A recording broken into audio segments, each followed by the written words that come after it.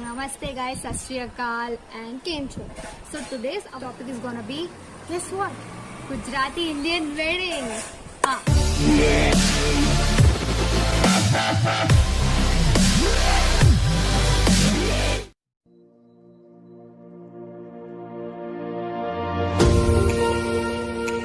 तो आज का हमारा टॉपिक है गुजराती शादियाँ। भाई किसको नहीं पसंद है शादियाँ। और अभी तो कोरोना चल रहा है तो शादियाँ तो हो नहीं रही हैं, मगर चलो शादी के बारे में बात ही कर ले। तो जैसे कि आप सबको पता है, मैं तो हूँ गुजराती, हूँ तो प्योर गुज्जू छू भाई। तो मैं तो हूँ ही गुजराती दिल से भी और ऐसे भी। तो जो गुजराती शादियाँ होती है ना, मेरे को बहुत सारे क्वेश्चन पूछते हैं लोग, गुजराती शादियाँ कैसे होती है, आपका खाना कैसा होता है, आपका ड्रेसिंग कैसा होता है, आपके ससुराल वाले कैसे होते हैं, या फिर आप मायका कैसे होता है। तो सब इतने सारे अलग अलग क्वेश्चंस हैं, तो आज मैं इन सबको आंसर करेंगे। तो हम लोग बेसिक से स्टार्ट करते हैं। सो बेसिक में क्या होता है, जब शादी तय हो जाती है लड़के लड़की की, तो जो लड़की वाले हैं और लड़के वाले हैं वो मिलते हैं लड़की के घर पे, और मिलके जो लग्न लखवानु होता है वो सेरेमनी होती है। लग्न लखवानु मीन्स जो कार्ड्स होते हैं ना, वेडिंग कार्ड, जो एक्सचेंज किए जाते हैं बाय बोथ द फैमिली। तो इसको गुजराती में लग्न लखवानु बोलते हैं।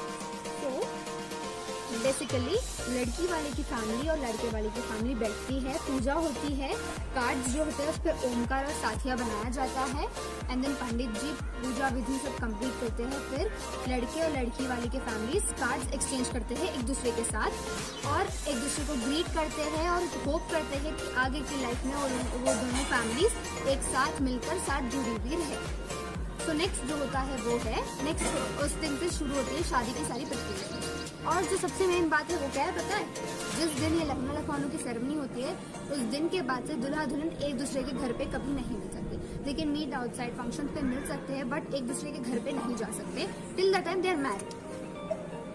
तो जो बेसिकली आफ्टर दैट जो क्या होता है वो होता है सेरेमनीज होती है, जैसे कि हल्दी, मेहंदी, संगीत, ये सारे फंक्शन होते हैं। तो फर्स्ट सेरेमनी होती है हमारी हल्दी।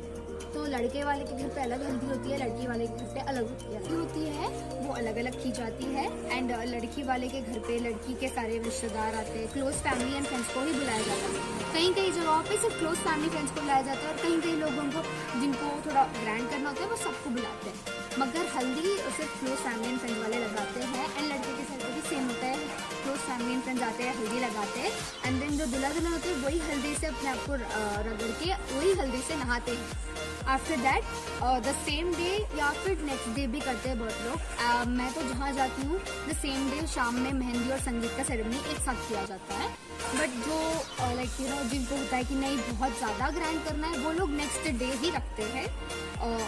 सुबह में मेहंदी रखी जाती है जिसमें सिर्फ क्लोज फैमिली फ्रेंड्स इन्वाइटेड होते हैं, और शाम में फिर संगीत किया जाता है। बट द सेम डे की बात करें तो हल्दी के बाद सीधा दुल्हन बैठती है मेहंदी लगवाने। दुल्हन और उसकी बहनें मेहंदी पहले ही लगवा लेती हैं, एंड देन शाम में जो है सारे मेहमान आते हैं, एंड देन संगीत की सेरेमनी होती है। सब एकदम डांस परफॉर्मेंसेस देते हैं, नगाड़े संग ढोल पे कोई डांस कर रहा है तो कोई संवरने लगे पे कर रहा है। तो बहुत अमेजिंग होती है हमारी संगीत सेरेमनी। सारी फैमिली वाले डांस करते हैं, इवन हमारे जो पेरेंट्स होते हैं, एल्डर्स होते हैं हमारे, सब डांस करते हैं एकदम घुल मिल के। एंड देन जो हमारे एल्डर्स होते हैं हम लोग उनको सम्मान देते हैं, हम लोग फिर उनको हम लोग फिर उनके आशीर्वाद लेते हैं। जो दुल्हा दुल्हन होते हैं वो एल्डर्स के अपने बिठा के आशीर्वाद लेते हैं कि प्लीज़ हमें ब्लेसिंग्स दे कि हम आगे चल के हमेशा खुश रहें और हम अपने फैमिलीज को भी खुश रख सके। ये ब्लेसिंग लेते हैं वो अपने एल्डर्स से। आफ्टर दैट होता है ऑब्वियसली पेट भरो। तो जो संगीत में और मेहंदी में खाना होता है वो वेडिंग से टोटली डिफरेंट होता है। इसमें जो खाना होता है लाइक थोड़ा ही होता है इसमें खाना, विच इज दुल्हा दुल्हन का जो फेवरेट होता है वो थोड़ा थोड़ा सा खाना इसमें रखते हैं संगीत और मेहंदी के टाइम पे। एंड जब वेडिंग होती है तब तो लाइक आप जो पूछो ना वो मिल जाएगा आपको। Like they keep separate counters, like एक साइड इटालियन बन रहा होता है, एंड देन एक साइड सांबार राइस, एक साइड साउथ इंडियन बन रहा होता है। The food in Gujarati weddings is amazing. Gujarati is never compromise on food. This thing I have learn staying in a Gujarati family, we never compromise on food. चाहे कुछ भी, अरे कुछ भी हो जाए, खाना तो खाना है, पेट तो भरना है। तो वहाँ पे तो कहीं कंप्लेंट नहीं आती है गुजरातीज के वेडिंग्स में। And the decoration that is too amazing. और जो मंडप लगता है ना, वो मंडप में हमारे पास 7 मटकियाँ होती है। मंडप के इर्द गिर्द 7 मटकियाँ रखी जाती है शादी के मंडप में। And then what happens is coming to the wedding day directly. तो अभी वेडिंग पे क्या होता है, जब दूल्हा दुल्हन रेडी हो रहे हैं, सब रेडी हो गया है, तो सुबह के टाइम पे क्या करते हैं, अर्ली मॉर्निंग में दूल्हा दुल्हन के पेरेंट्स और दूल्हा दुल्हन मतलब अलग जगहों पे अपनी अपनी रेस्पेक्टिव प्लेसेस पे दूल्हा और उसके मॉम डैड अपने ही घर पे पूजा करते हैं, गणेश जी को स्थापित करते हैं, मूर्ति लाके उनको बिठाते हैं, उनकी पूजा करते हैं पंडित जी को बुला के। और जो लड़की और उनके मॉम डैड होते हैं वो लोग मंडप, जो शादी का हमारा मंडप होता है, वहाँ पे बैठ के पूजा करते हैं, गणेश जी को स्थापित करते हैं और ये मन्नत मांगते हैं कि आगे चल के हमारी लाइफ खुशहाल हो। एंड देन उनके लड़का और लड़की के हाथ पे एक धागा बांधा जाता है मन्नत का, जिसको हम कहते हैं रक्षा का धागा बोलते हैं ना, वो होता है वो।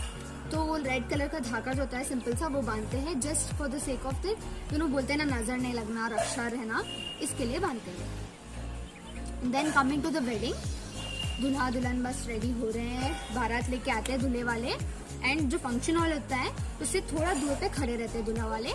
दुल्हन वाले जाते हैं, आरती की ताली वगैरह लेके जाते हैं, उनका स्वागत करते हैं। दूल्हे की जो मम्मी होती है, दुल्हन की जो मम्मी होती है वो दूल्हे की आरती उतारती है और उसकी नजर उतारती है कि हमारे दूल्हे राजा, हमारे प्यारे दामाद जी को किसी की नजर ना लगे। एंड देन वो नजर उतारते थोड़ा सा फन किया जाता है। लड़की की जो मॉम होती है ना, वो अपने दामाद जी की, प्यारे से दामाद जी की नाक खींचती है। सो वो वहाँ पे रस्म होती है। It's just a fun thing कि ऐसा थोड़ा हंसी मजाक हो जाए, वैसा कुछ जैसे कि होता है ना रिंग ढूंढने का सेरेमनी, सेम वैसा ही होता है ये थोड़ा। लड़की की मॉम लड़के की नजर उतारती है, फिर उनकी नाक खींचती है, नाक खींच के मरोड़ती है।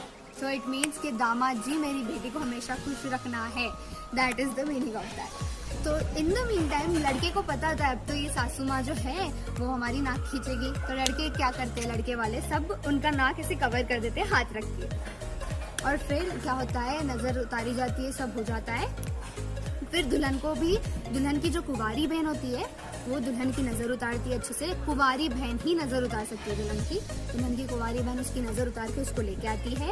एंड देन वहीं पे गेट के पास दे एक्सचेंज वरमाला एक्सचेंज होने के लिए उसके घर से उसको एक व्हाइट कलर का जोड़ा दिया जाता है और लड़के वाले रेड कलर का जोड़ा लेके आते हैं, जिसको हम घर छोड़े बोलते हैं। तो उसमें क्या होता है, वो व्हाइट कलर के जो ड्रेस है उनका, जो घाघरा है या जो भी है, उसके ऊपर उनको ये जो ससुराल से दिया गया है वो पहनना होता है। और ये जो व्हाइट कलर का ड्रेस होता है मायके से आता है, उनको वो और उसके ऊपर ये ससुराल का आया हुआ ड्रेस पहनना पड़ता है। उसका मतलब हमारे में है, white is the symbol of peace for us, right.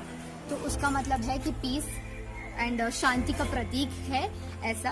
And उसके ऊपर जो रेड पहना जाता है उसका मीन होता है कि मैं अब लड़के वालों के रंग में रंग चुकी हूँ, मैं मेरे ससुराल के रंग में रंग चुकी हूँ, मैंने मेरे ससुराल के रंगों को एक्सेप्ट कर लिया है, that is the meaning of that.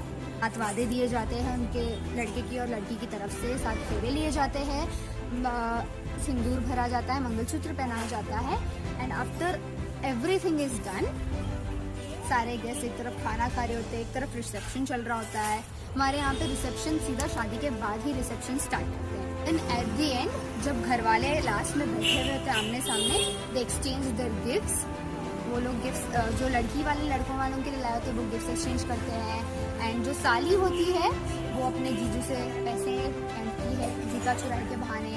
And थोड़ी बहुत ऐसी रस्में होती हैं जहाँ पे you have to exchange gifts and ashirwad and all लेते हैं। एट द एंड सब खत्म होने के बाद बड़ों का आशीर्वाद लिया जाता है, सारे जोड़े आके, वो जो जोड़ा है न्यूली वेडेड आके आशीर्वाद लेता है।